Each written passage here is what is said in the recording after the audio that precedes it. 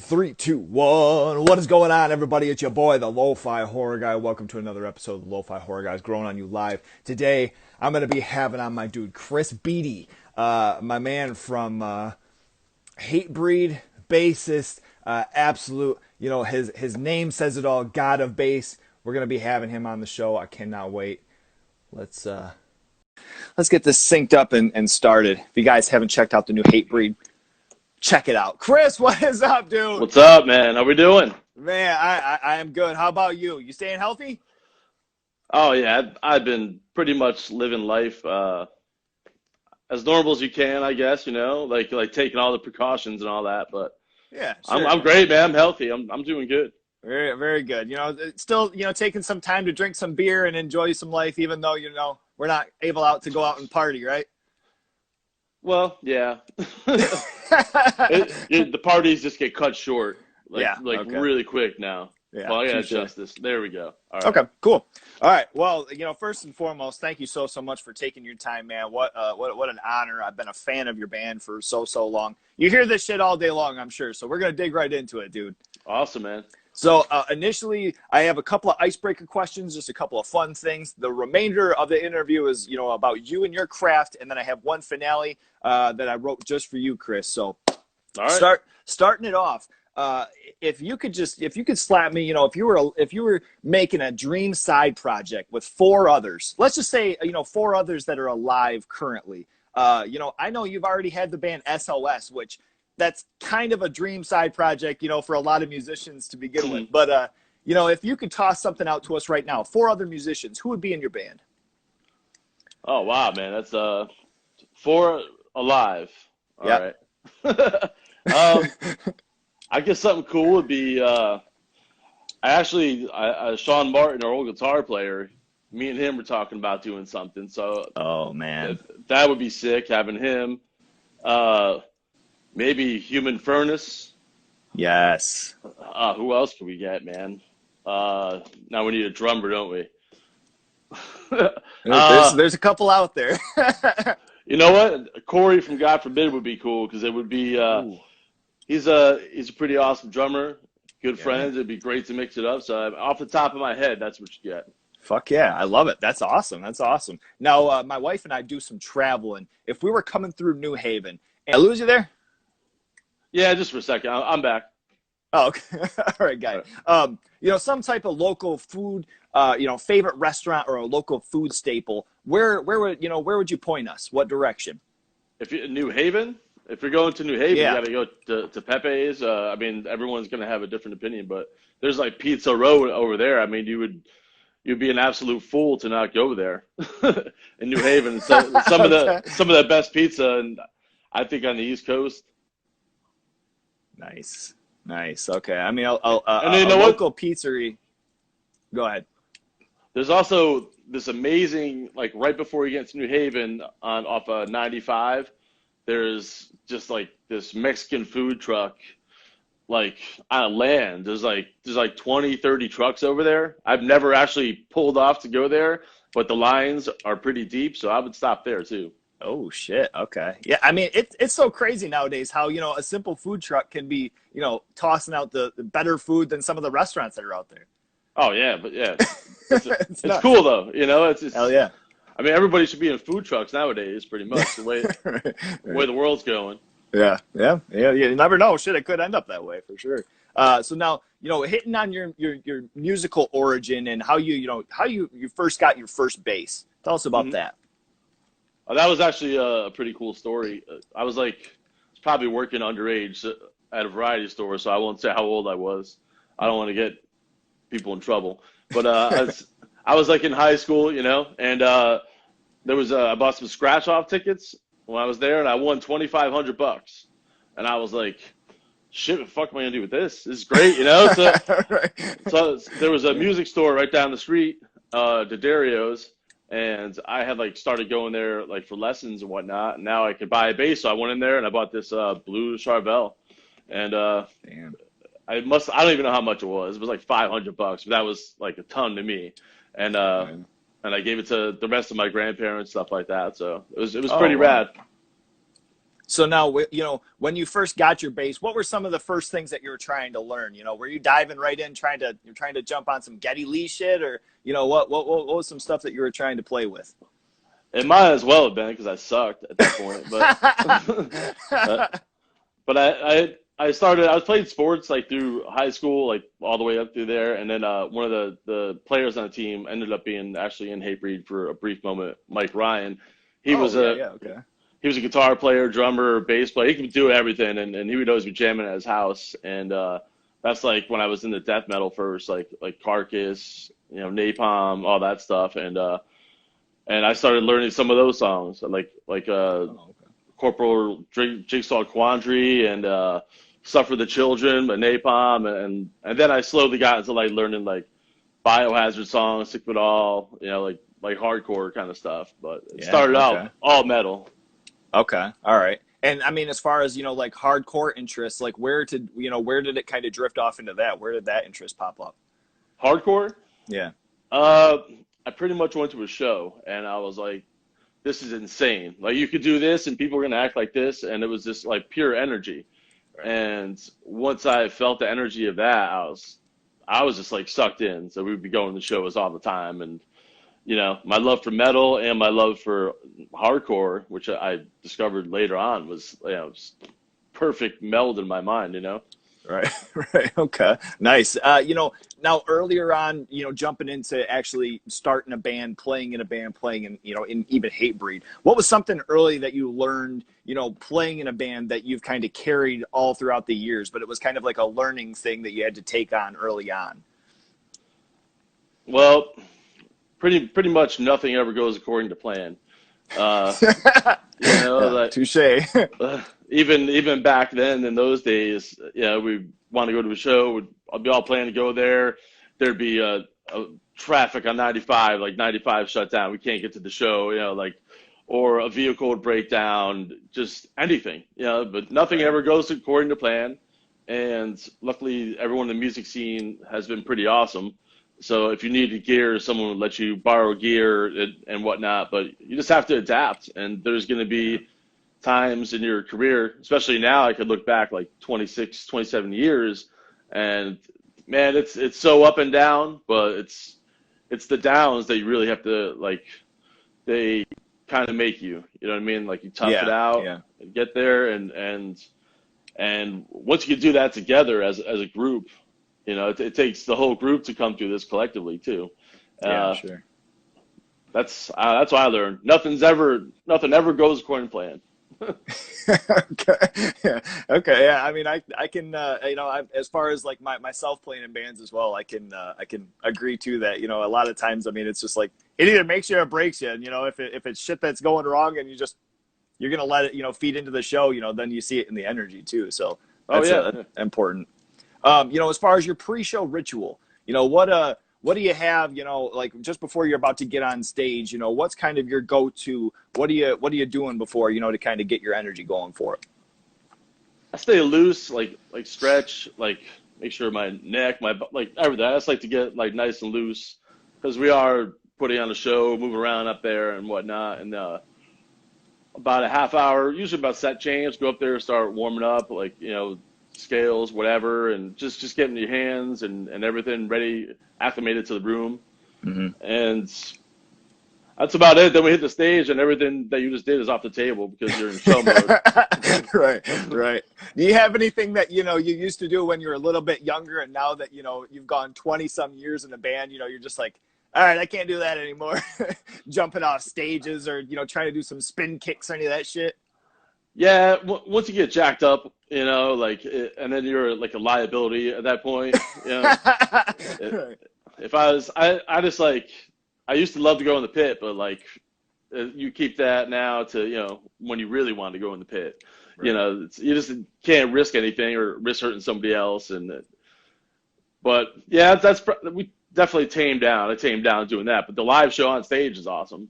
Yeah, Just yeah, yeah. put all the energy in there.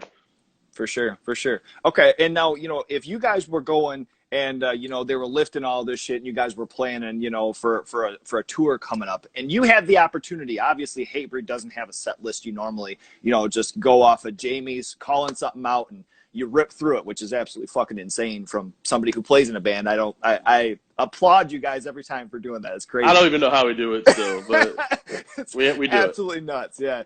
If you could include any one Hatebreed song in your guys' set list, what would you wanna include that never gets played? never say Mortal Enemies. It's off Supremacy. Ooh. That's Yeah. a, Okay. it's a deep cut, Yeah. and yeah, I'd go with that one. I think we should try that one day when we ever get Okay. back to doing what we do. I Oh, think we yeah. should also play Dead Man Breathing a little bit more. I like that song, and I like the crowd reaction. For Uh, sure. but Mortal Enemies, yeah, we'll go with Okay. that. I dig that. I love that. Is there a certain track? Because I mean, you guys putting out the cover tracks album. Was there a certain song that you really had your sights that didn't end up making it that would have been something according to that you wanted to slap on that? I mean, we did good for the time that we were Oh yeah, allotted, for and sure. it really wasn't even supposed to be a cover album. Honestly, it Oh. just happened in the studio. We're like, oh, we're doing a cover album now. Like Oh shit. Okay. yes. So it's completely by accident. Right. We always talk about doing, like another one, like down the road, maybe more, more punk bands or something like that. Just something out of the box. Nice. Definitely like to do some Carcass on there. But Nice. yeah, we'll see. Maybe we'll put before the Lions Part Two come out. That'd be sick. That'd be sick. I mean, obviously everybody loves the original stuff, but you guys releasing a cover album and then some of the tracks, that were included with it, it's just like, oh shit, the cover and Slayer and the track that you guys ended up doing, really, really cool stuff. So I mean, that was a cool take on those songs. Yeah, the response was awesome. Like definitely, it was just crazy, just like not even going in there in that mindset. And then you got a cover album, and then we even had Paul Booth direct the video for the Slayer song. It was just like it was pretty cool how it turned out. Yeah, yeah, that's sick. That's sick. So now as far as you guys not having a certain set list and just kind of a continual thing night from night, that keeps the band exciting for you guys as well as for the crowd who doesn't know exactly what's coming. It's not the same thing night after night. Do you guys get any did you do anything new with the new album, as far as that kind of kept the energy on top of new material exciting for you guys?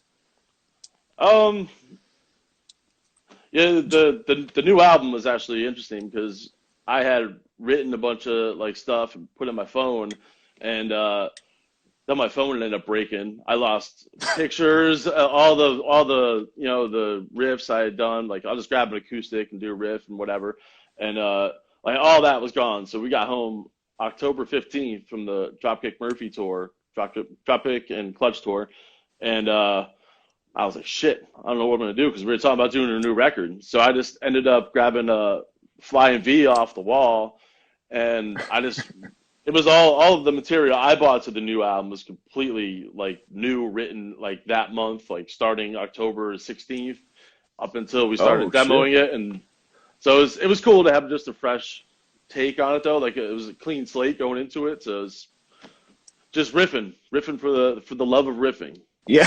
Okay. Yeah. Nice. Nice. I mean, and with the record, it was just did you have different tones, bass wise, as far as going in and recording in the studio? Was there, some different things that you tried with that?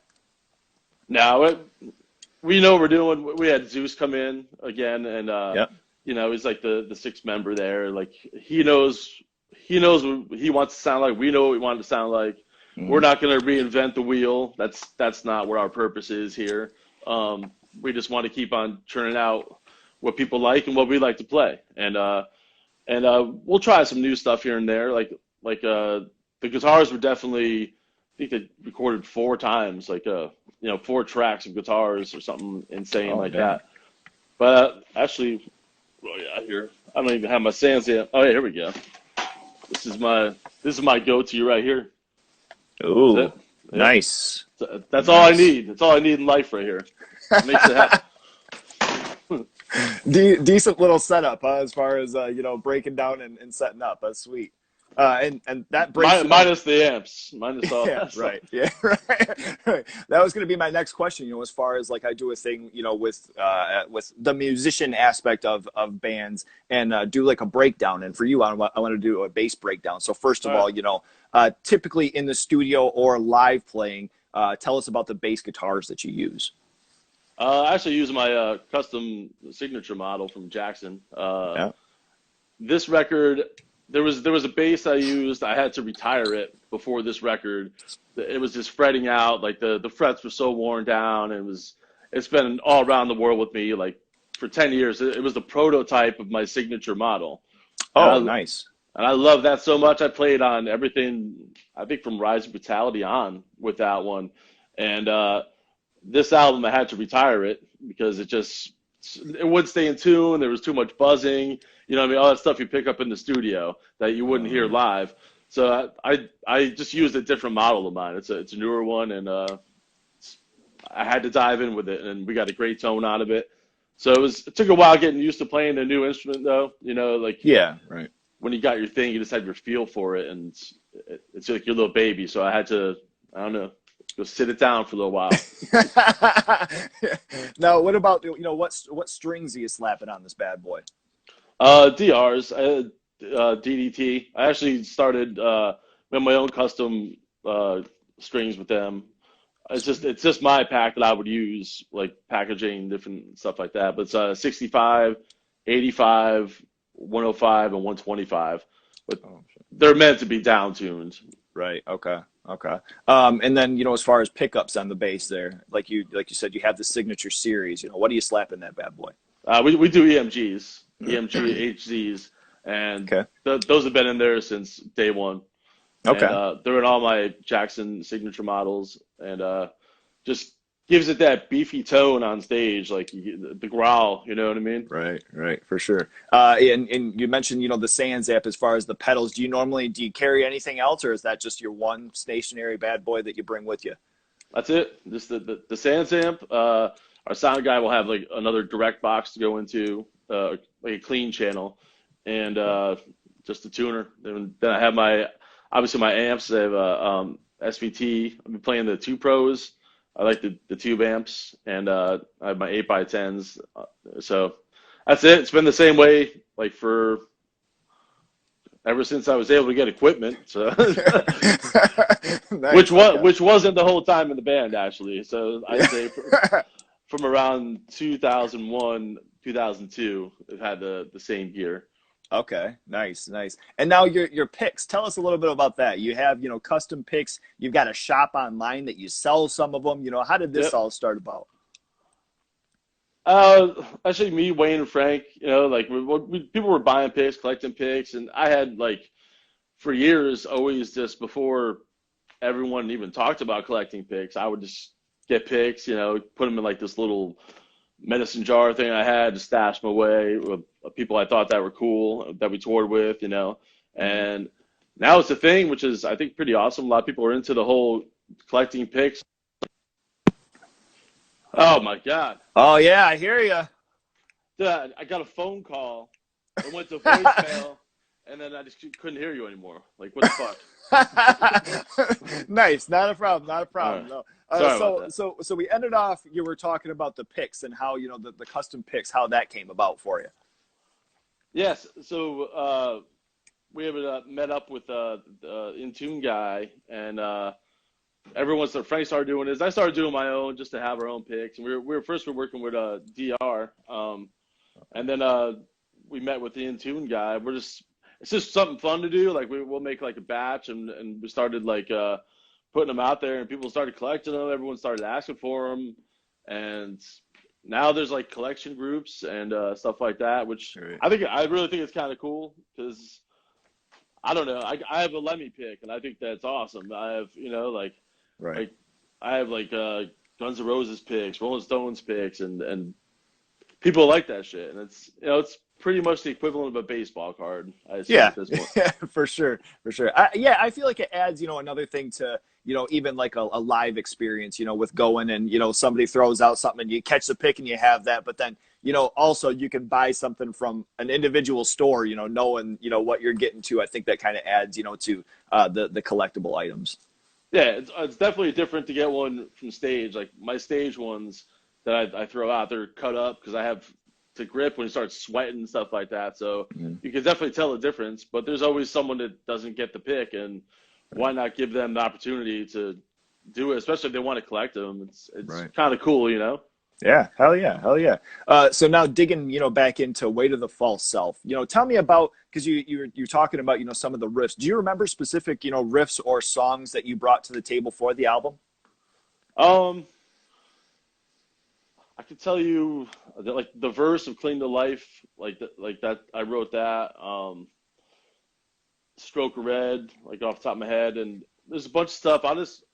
I'll jam out, and I try and just like not listen to music, like have any other influences. I think they're all in there, and you don't want to sound too much like something else. But I'll just go for about an hour or two, whatever you're feeling. Get the coffee going, and just riff off the top of my head, and I'll send stuff to Jamie, and he'll pick out something I don't even remember playing. He'll be like, "I like that part." I'm like, "Do you remember doing that?" I'm like, "No, I don't." Like, it's complete accident, and that's how some of that stuff comes to life. But I just riff and send him stuff, and he writes like a good majority of the stuff too, and Wayne, and so it's just fun actually, like, and not having any old stuff to bring to the table.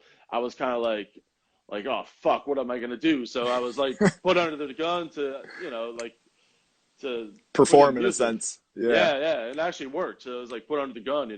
Yeah. Okay. Nice. What, do you have personal like highlights as far as, for yourself, personal, favorite parts of the album that, you can't help but just headbang or, just fucking feel that you're so proud of?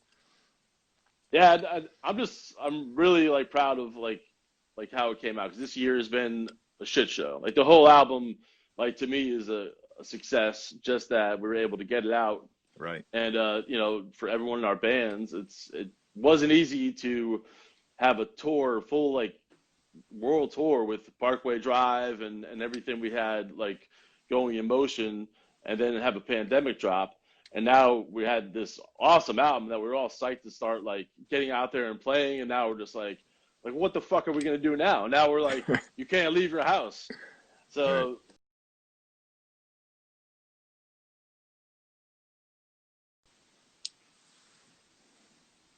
we're gonna be able to play these songs, or the whole industry is just completely shook.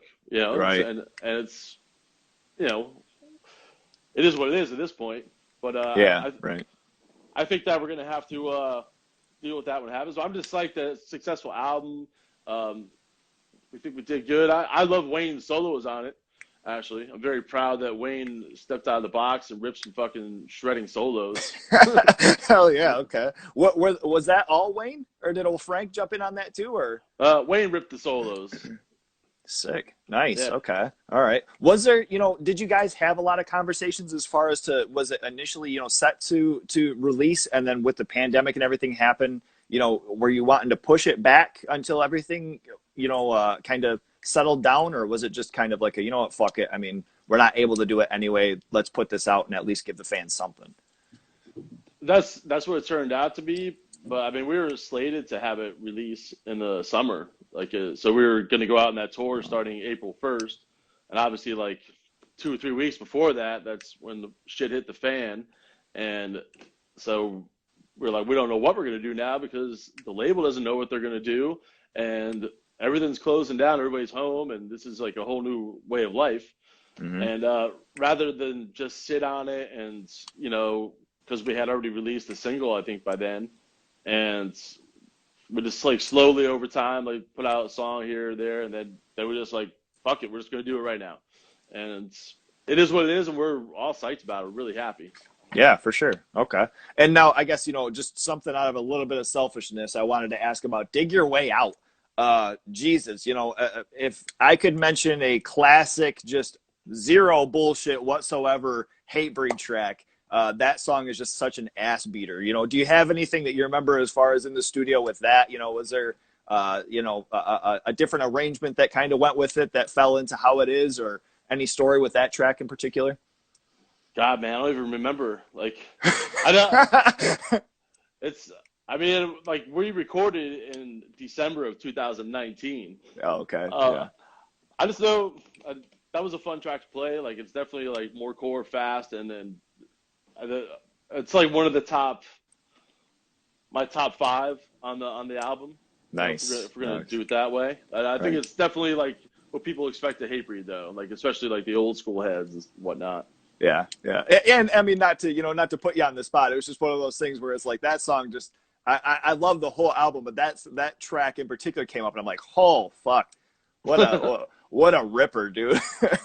Can't wait Yeah, to see that live. you're not the only one though. Like a lot of people are digging that track, so it's cool to hear that. Yeah, for sure, for sure. Okay, so now also on your Jackson artist bio. Okay, it mentions Hmm. your different things about your bass and different specs and just the background to you. But I wanted to ask about it. Also mentions your interest in horror movies. So and being a horror guru. Let's talk about that a minute. Where did that all start? What origins? I wouldn't claim guru. I don't. It might not have even said that. I just threw it out there. Definitely a fan though. Like I was like in I think like fifth grade or something like that. Like saw Carrie for the first time, and like, I grew up like I was born in '75, so like we had a lot of that cool shit coming out. And I remember seeing The Exorcist and like Texas Chainsaw Massacre, and I was as a kid just like terrified, like what the hell's going on here? And I've always Right. been into that, like like Stephen King, like horror, Clive Barker, uh, all on that route, and always had a huge interest in it. Oh, okay, okay. Do you have, like, how old were you when you were watching like The Exorcist and Texas Chainsaw Massacre? Like, still a little kid? I mean, no, like I would like catch glimpses and stuff like that, like like, but maybe like 10ish, 10, 13, somewhere around there. Holy shit! Wow. I mean, I can say the first time I watched Texas Chainsaw Massacre, it made me physically sick. Like, I had never seen anything like that. That movie had fucked me up for a while. Oh yeah, it's like thinking back, man, it's like what the fuck? Who kills people and just wears their skin? Like, Right, like right. what's going on with this dude? Yeah, But that's crazy. I wanted to ask about too, so one of the posts that you have on your page was from a few years ago, 2012, and you have a picture of a T-shirt that's a Blood-Sucking Freaks T-shirt, and it says "Best Stage Shirt Ever." Tell us about that post and specifically about that shirt. oh yeah, that shirt was great. I don't even know where the hell it went, but around that time, Frank Three Gun had started bringing around like VHS tapes or DVDs, whatever, to watch on tour, and he was like, "You know this? You seen this movie?" I was like, "You gotta check this shit out." And man, he got me so into that. Like we would watch Blood Sucking Freaks all the time on the bus, and we just couldn't believe like Sardu and Ralphus and the dentist like drilling a hole in the chick's brain, like sucking out with a straw. We were like, "This dude's fucking sick." So, and I got the shirt around that time. We couldn't even believe that happened. Nice. Holy shit. I mean, did you have other, kind of like low key horror movies like that, were always favorites of yours personally? Because Um, that's not a very popular movie. I don't see a whole lot of people mention that. I mean, it's something I've seen for quite a while, but it was funny to see that. I don't know where the hell like that came up. Like the Bob was like, "Man, it's fucking amazing." Like yeah, it was like some black market shit. Yeah. Um, I was like into to Creep Show and stuff like that, and Nice. HBO, all that shit, and Jason, obviously, Friday the 13th, and Hmm. that was always terrifying because there are spots like that here in Connecticut, and like you're just like what the fuck? It made you just think, you know what I mean, as a kid, Right. and I'm more a fan of the old shit and the classics, and I'm even to like old Dracula, like Nosferatu and stuff like that, Oh yeah. Okay. and I think Bram Stoker's Dracula is a pretty fucking amazing movie. Like I'm into that kind of stuff. But Okay. I mean the Hills Have Eyes, it's endless, man. We'll get bored on the bus, and we'll just like Jamie usually around like Halloween time. I'll go and buy a bunch of DVDs up in the Walmart, whatever we do, a Walmart stop. Oh, And okay. we'll just sit there and be bugged out for about 8 hours, you know, like what the fuck is going on here?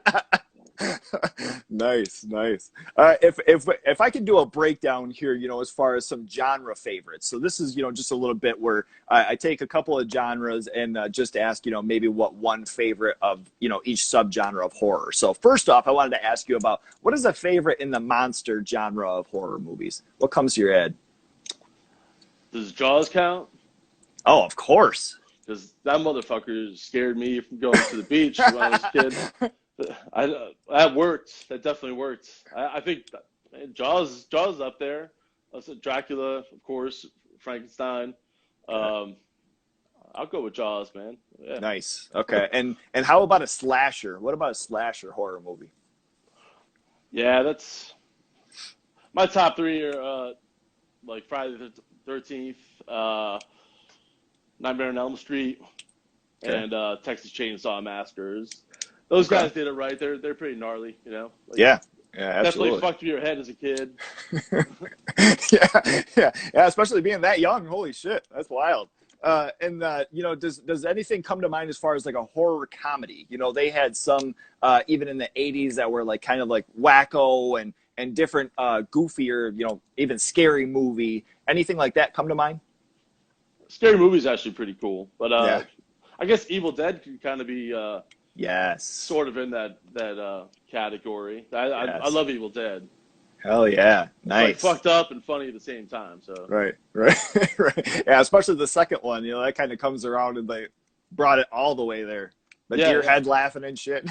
Oh yeah, it's twisted. I Right. started collecting like those toys and stuff after that. Like the McFarlane put out a bunch of like Yeah. movie maniacs and like horror type stuff, and I Yeah. got a whole bunch of that. And Couple up there.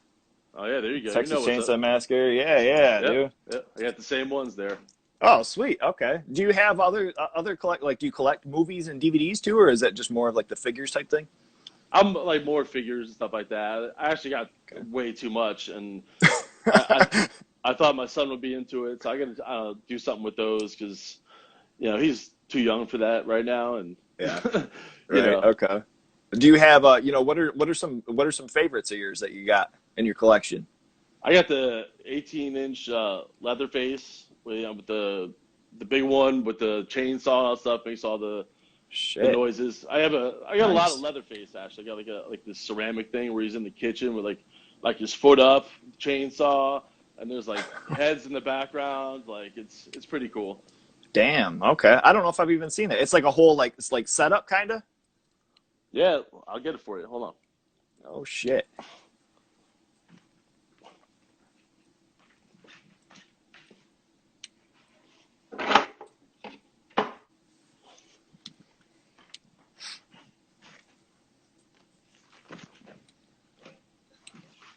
Actually, keep this in the kitchen because it kind of belongs there. Oh shit. Damn. I have never seen that before. That is fucking That's awesome. pretty rad. I don't. I got the chainsaw somewhere, but it's pretty fucked up in the Damn. back, huh? Oh my god. Damn, that is great. Do you have, family come over and they're like, "Oh, Chris, you just have that stuff hanging out in the kitchen," or is that just they just It's on a understand it? shelf up there, and I don't even like the only one's really noticed is my son. Everyone else is it's just like I don't know. I don't think people take the time to look at it and be like what the hell's that? Like why is that even there? No, I mean, I empathize because I have some of the same stuff, set up in my house, and people are like, Halloween's done, right? It's like I know this shit just stays up all year long. I don't know what to say. It's fun. It is what it is, right? Yeah, for sure. So now, if I could ask, if you could have any one prop from any horror movie ever, any one piece, from the actual movie, what would you want to have for your collection? I know this one because there's a place in Bristol, or actually it's in Plainville, Connecticut now, near me. I've been there a couple of years ago, and it's like this museum this guy made. He used to have like a horror museum in his house, and it got too out of control, and so we had to have it in the historical society. And I think he just moved to somewhere bigger now. It's Holy called the shit! Witch's Dungeon. I don't know if you're ever around like Halloween time. Like it's definitely worth checking out.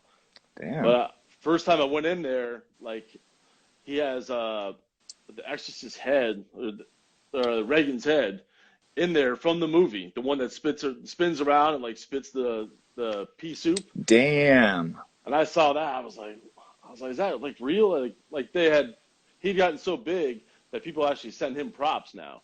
So he has like this, like all these awesome movie props up in there, So I would want that head. I don't know how to explain it to people. Yeah. No, I know what you're talking about. And it's in Connecticut there. Where did you say it was? Plainville, Connecticut now. Plainville, Connecticut. Yeah. Damn, I'm gonna have to check that out. I've never even heard of this place before. And I'll send you a link. Like it's a pretty cool spot. And he has old stuff. He has like props from every genre. And when I was there, he was just playing old horror movies. So damn. Yeah, free popcorn. Wow. But you can't do that. Couldn't do that this year, but Right. Damn, that's sweet. Wow, I'm gonna have to check that out. That's fucking awesome. Well, look, man, we had a little snag up there, but as far as the interview and everything, we talked some Hatebreed, we talked some horror movies. This is going to be wrapping up. I truly appreciate your time. I have one more finale, but this is your opportunity just to, shout out anything new that's going on, with the band and whatnot. This is your time, my man. Well, first, if you haven't already, go check out our new album, Way to the Fall Self. I think it's fucking Hatebreed, but at our finest. We did good, and we're all really proud of the record. So if you haven't had a chance yet, definitely go check that out, spin that. I got some bass strings I'm selling, like I was telling you about. Like, got these custom sets. Shit. Those are over at thegodofbass.com.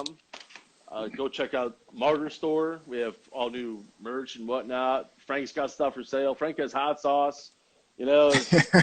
Just support all the guys. It's Christmas time, and I just want to say also, thank you to you for letting me be on this, and thank you to all our fans around the world. We can't wait to get back out there and play, and it's going to be awesome when it happens. Like, we're really looking forward to it. Yeah. Oh yeah. Yeah. Well, I mean, we're the same. So, we're all kind of in this eager boat, and, I feel like everybody's talking about, that stuff too. So I didn't want to, take too much time because, I mean, everything's fucked up.